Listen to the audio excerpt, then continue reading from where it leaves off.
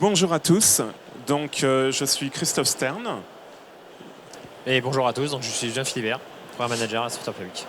Donc je suis le patron de Stern Tech et on va vous expliquer ce qu'on a pu faire sur le concept car Human First Vision avec Software Republic. Et l'idée c'était vraiment de présenter avec Julien, parce qu'on a eu un travail de proximité extraordinaire avec les 12 partenaires, les 100 personnes qui ont travaillé sur le concept car.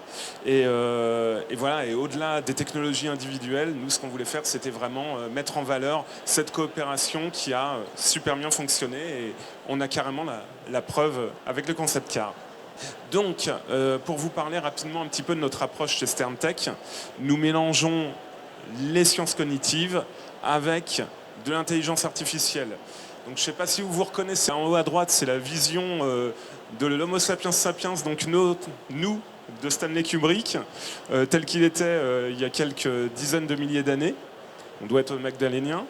L'objectif, aujourd'hui, donc 24 000 ans après, c'est quoi?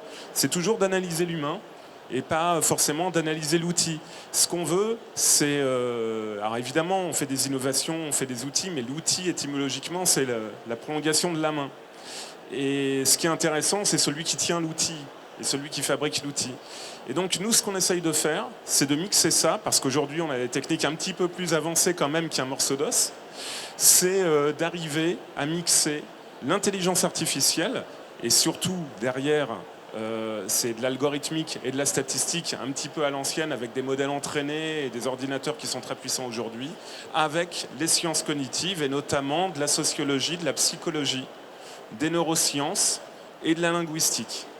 Sur la partie H-First Vision, on a utilisé sur la partie santé, où donc, la technologie de Christophe a été utilisée. Donc sa partie santé, c'était d'une part une partie où on a mis des composants ST pour mesurer les constantes cardiaques du conducteur, pouvoir proposer aussi, en cas de soucis, avoir de valeur inhabituelle, un appel satellitaire, se connecter à un service médical d'assistance grâce à la connaissance satellitaire.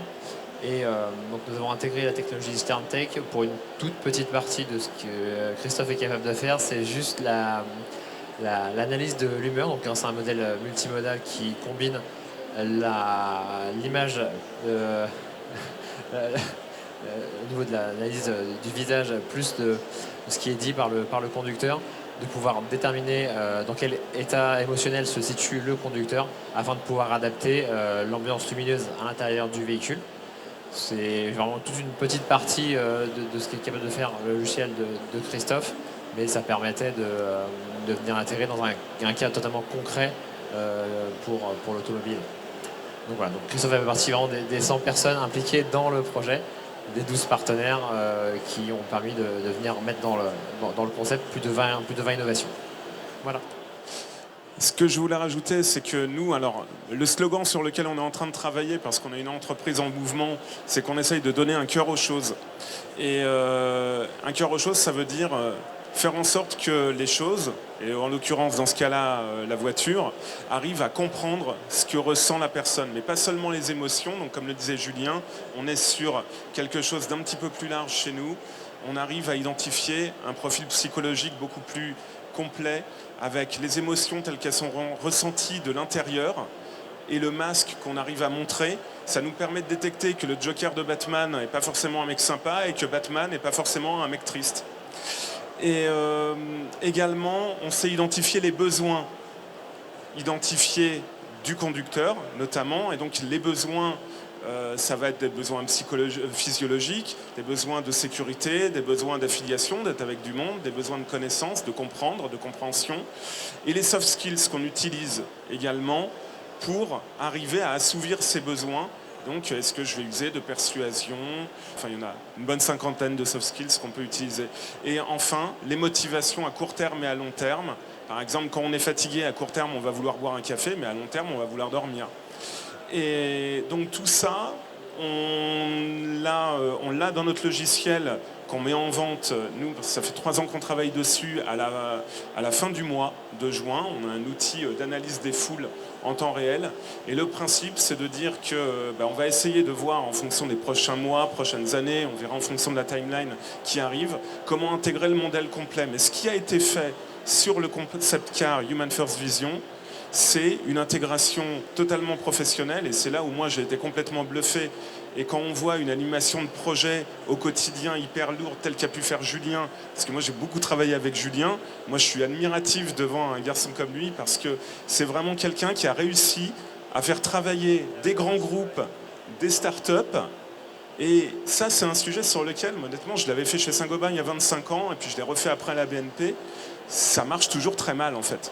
Parce que le grand groupe, il veut un niveau de qualité et d'industrialisation pour pouvoir passer à l'échelle, et c'est bien normal, parce qu'il a des contraintes légales qui sont compliquées à gérer. Et on ne peut pas simplement mettre autant d'argent dans une voiture pour se faire plaisir et que les technologies ne soient pas intégrables. L'objectif, c'est que ça fonctionne. C'est de donner une vision et pas faire un gadget. On en est très très loin. Et les startups, elles, vont vouloir mettre en valeur leur innovation, que ça aille très vite, d'accélérer. Et donc, les exigences de qualité d'industrialisation, elles ont tendance à les sous-estimer largement. Et donc, il s'est passé quoi pour que ça fonctionne ? Eh bien, on a une équipe géniale. Et moi, mon interlocuteur au quotidien, c'était Julien. Julien, on n'a jamais eu de pression. On a toujours eu une super entente entre tous les acteurs. Et pour moi, je demande vraiment un applaudissement pour Julien, parce que, franchement, c'est en grande partie grâce à l'équipe de Software République qu'on a réussi à faire ça. Et je les remercie vraiment de nous avoir donné la chance d'exposer nos technologies. On est 6 startups à avoir eu cette chance, on a eu beaucoup de chance, mais vraiment, ça a été mené de main de maître. Et je vous remercie beaucoup pour votre attention.